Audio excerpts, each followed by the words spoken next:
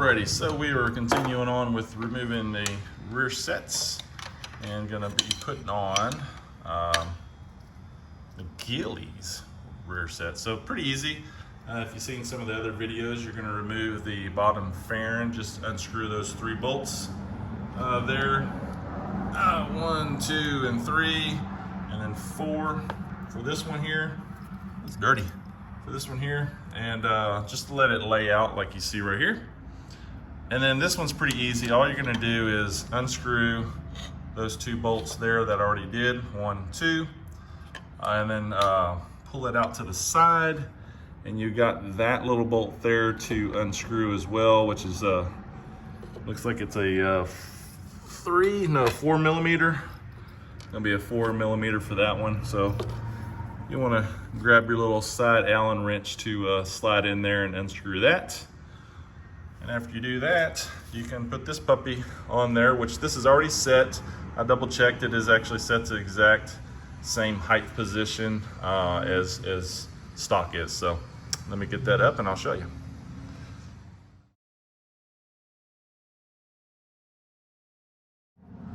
Just a little, I guess, pro tip if you were a pro, is to, this one's actually pretty dang tight. So you want to put a screw back in there just to help leverage it while you try to unscrew that and you know, hold your brake lever. So yeah, once you break it loose, you can pull that bolt out there and then get your Allen back in there and loosen it up.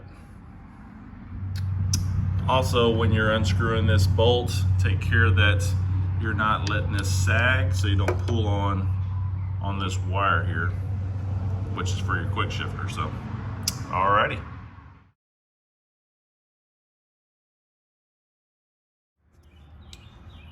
All right, we got that off of there. Now we're gonna wanna put, of course, the Gilles right back up there. And if you look at the instructions that you'll get in the box, you have 2 choices here. You have this top one to screw it into for standard shift, or you can screw it into the bottom one for reverse shifting, but I'm gonna stick with standard shifted. So I'm gonna just screw this into here, slowly and painfully, because it takes a little while to screw it in. Be sure to add your Loctite on there. They look like they had some green, but I'll add some blue to it, because I don't want it too severely tight, because you don't want to round off that dang button head cap screw up there, so if you ever have to take them off again. So anyway, yeah. Oh, and then another note here, pretty neat about the adjustments on this, is that once you have this installed, which I'll go over once we have it installed, you can easily come down here with the wrench, loosen this up, and slide this forward and backward, or rather this way, forward and backward in its little place without ever having to readjust your shifter. So really cool, love that. This should actually be adjusted fine, but I'll see as I put it on there if I have to unscrew this out any further to fit on here. So yep, let's get on with it.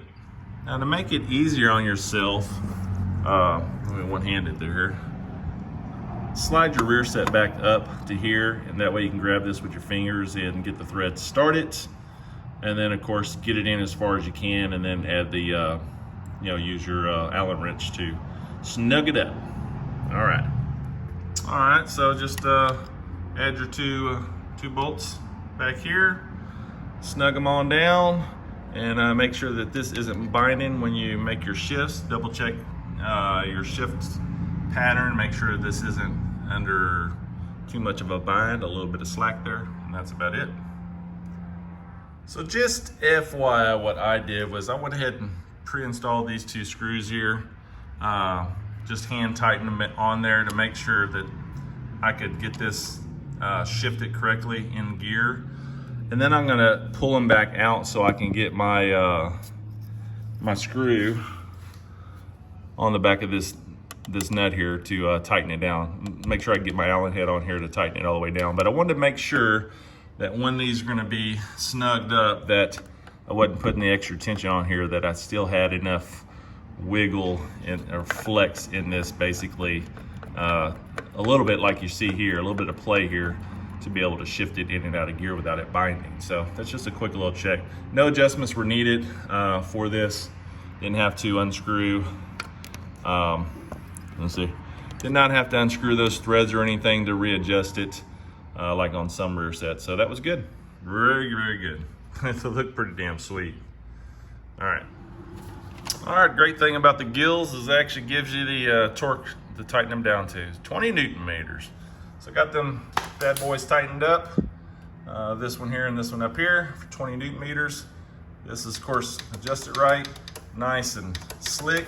This is at the stock position. Now you can actually, like I said, go back here, loosen up this nut, and slide this whole assembly forward if you want it more forward, or back if you want it more back. Then of course snug it back up, and then you can loosen up this bolt here and pull this out and change where this is pivoting. So you can essentially have a lower rear set for street riding, and then more forward, a little bit more forward for street riding. And then when you get to the track, if you find you're dragging your boots on boots out there, then of course, you know, raise it back up or put it back to stock here. So a little bit of adjustment there for street, you know, a few millimeters here, looks like 10 millimeters here. And then of course down, you got a few millimeters of rotation there. So I'll have to play around with it and see how much further it goes down and get back with you on that. So, but yeah, at least you can go a little bit more comfortable for the street if you wanted to. And that's kind of why I selected these, besides they look so awesome.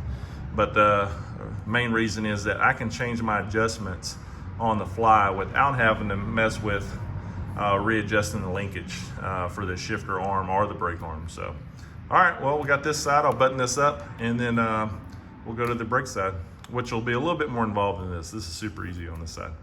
All right.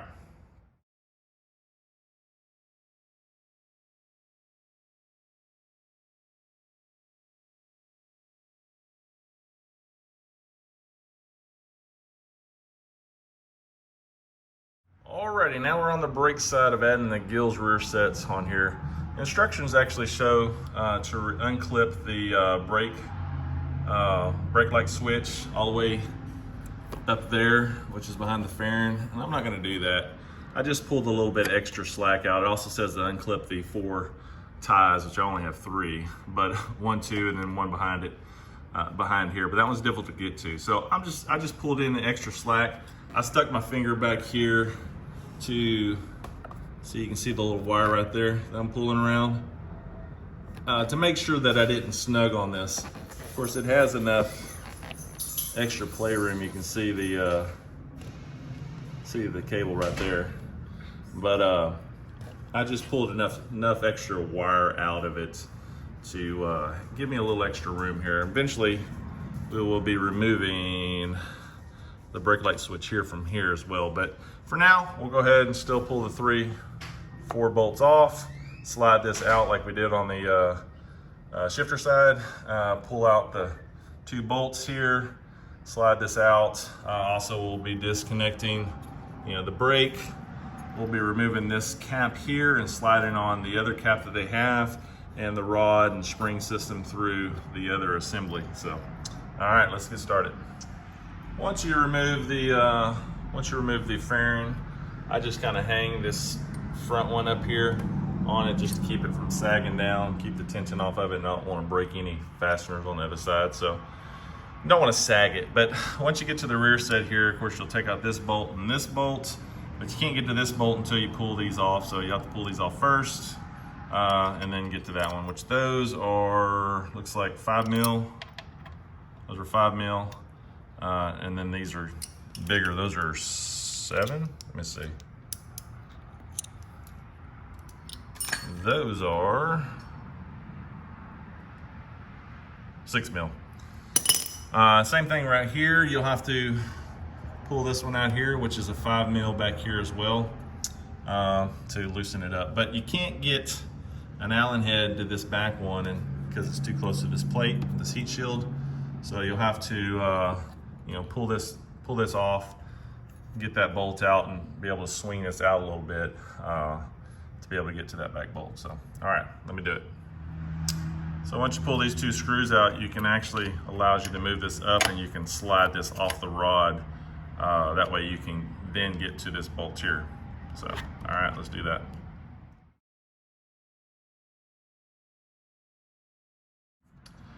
All right, just personally to get this bolt out, I had to just use the Allen wrench because my socket was the shoulder of the socket's a little bit too big to slide in there. So something to be wary of. You are going to need a decent Allen wrench that you can slide in there sideways. And then to get the screw the rest of the way out, I find it easier just go ahead and remove the heel guards here, and that way you can get the screw up in there to turn it out easier and quicker. And you also want to pay attention that this, whoops, behind here, that little bracket right there slides up into this little heat shield cover. So when you pull it out, it should all just come out from underneath it, but just something to be wary of. So, all right. Okay, just because I like to be extra careful, you will see that this is your stop for your brake light switch right there, and that's how it works. Of course, we'll transfer this over with my finger here, this over to the new rear sets, and here's the new rear sets. See if it'll zoom out here. All right, get it orientated right. Again, this was in the stock setting, but what will happen is that you will that bracket right there will in effect go on there, and then your brake light switch will go on here. So, all right, I'll show you when I'm done. Just to be extra thorough, once you pull this bolt out, there, you'll have a little bit extra room here to kind of wiggle things around and see how it's all done. Slide this camera in here. So you see that that's just a tab that I was pointing to a while ago that slides up in there. And you of course will have to undo this and slide it all out of the stock rear set assembly for your rod for your brake piston. So, and then of course transfer it over to the new one. And they do give you, and be careful that you don't break your brake light switch. You want to unscrew that off. And of course you'll reuse this tab down here too. And this is a 6mm distance. And so that's what you'll reset it to for the new rear set. So, all right, just kind of covering my bases here. Once you get the rear set off, then you can easily unscrew your brake light switch there. So, and of course get out your stop bolt for it. All right, it's like they interestingly they put some tape or something here to, looks like I don't know why they did that. Oops, sorry, why they did that. That's interesting. I was thinking they were marking their position or something, but no. Huh. Anyway, yeah, this is 11mm wrench just to kind of break it loose and then unscrew it off. And they're probably wanting you to unscrew the cable. Actually, earlier in the video, I pointed to that top cable. That's the wrong cable. This is bottom one, so correction there.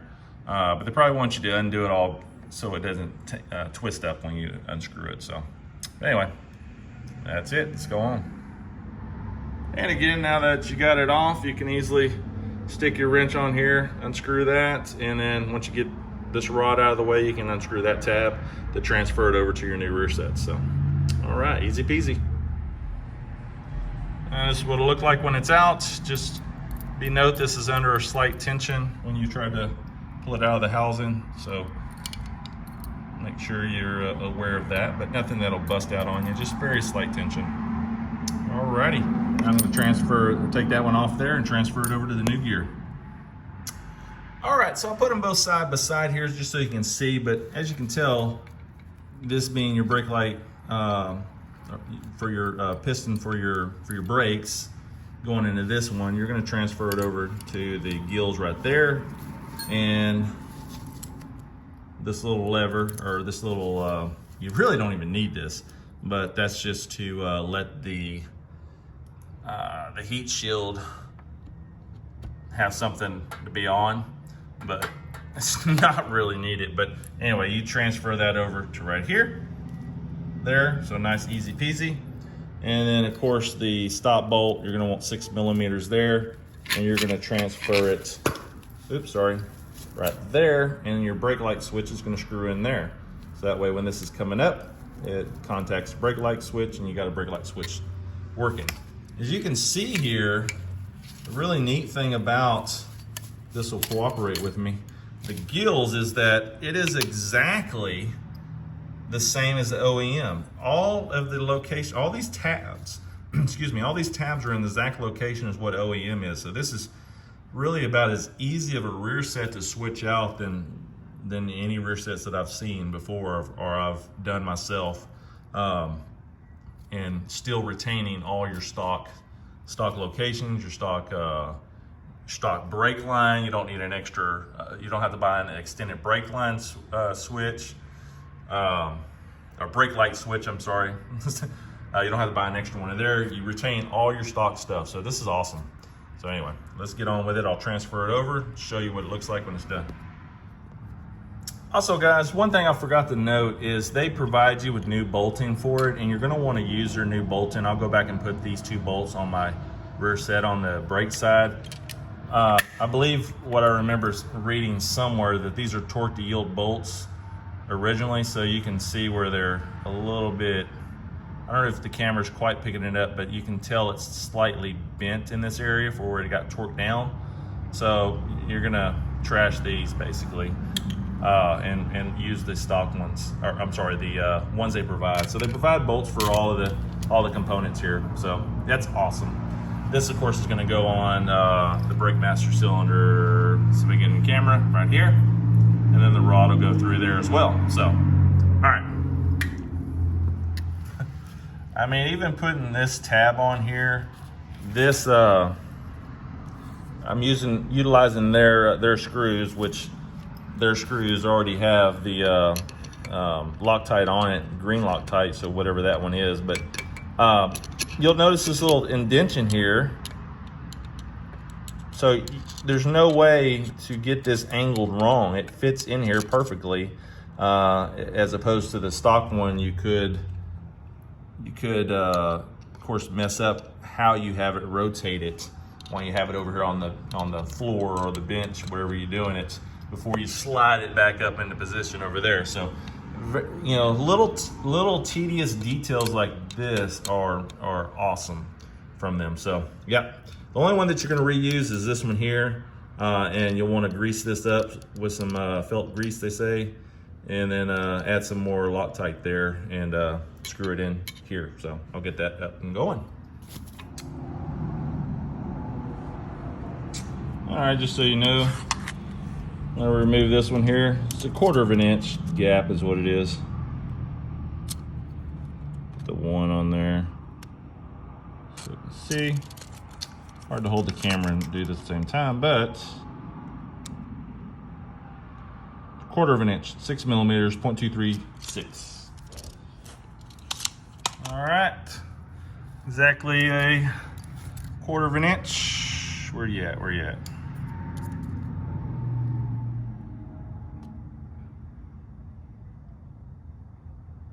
Exactly a 1/4 of an inch, 6 mil. Alrighty, so we got it all buttoned up here. Now this is the brake side rear set. You're gonna want a long 6 millimeter Allen head wrench, just so you can slide it in like so to get to that one there.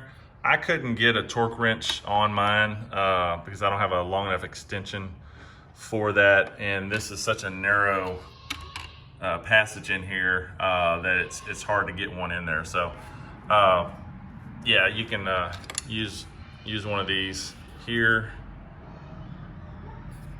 6 mil. So that's what I use there. Of course, I torqued this one down to 20 per the catalog, what it says to do. Those two were 10 according to the instructions from Gilles. So as you can see here, got the brake light switch screwed in. So that would be brake light on, that would be brake light off. And the trick for this one, if you want to unzip tie it and unhook it, that's great. It's just so when you wind it up on there, it doesn't bind. so you can just freely screw it into position right there. I just winded it up a little bit and then set it into the threads and then let it rip, you know, put it back on there. So pretty easy. It's not like it's bound up for very long, but I suggest that you remove it. I did not. You remove it and unclip it from the harness there and then reinstall it, but I did not myself. That's up to you. So of course you install the plastic piece here, everything else that I already showed you that I installed there in the spring, and then you can see that it is, get in there, right there, up underneath the hanger for the exhaust cover. So yeah, all went together very, very well. Pretty easy to do, actually, to install this yourself. The brake side's probably the most difficult, but definitely double check to make sure that your brakes are not activated all the time until you hit your brake, you know. And then turn on your key and make sure that your brake light is not constantly on, so that you have this travel right here adjusted correctly. So I'll button this up and then I'll do a walk around. Alrighty.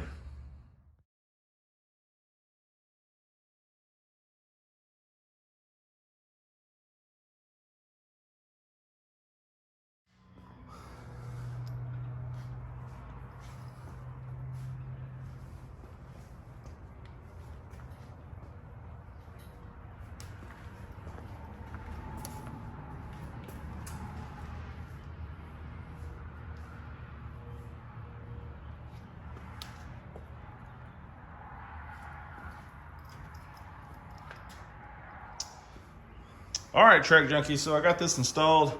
Look at here, we got one bolt left over. That's a good luck, right? No worries. If you're using reverse shifting, you'll use this bolt. If you're using standard shifting, you won't. But these are pretty easy actually to install. They're the easiest rear sets I've ever installed on a bike before, because all of the OEM hookups, or wherever the OEM rear sets hookups are for the brake and the brake switch and everything else, is all in the exact same spot. Just really easy to assemble. Man, I can't say enough about Gilles Racing here for their engineering work. So yeah, very, very good. They look beautiful, as you can see.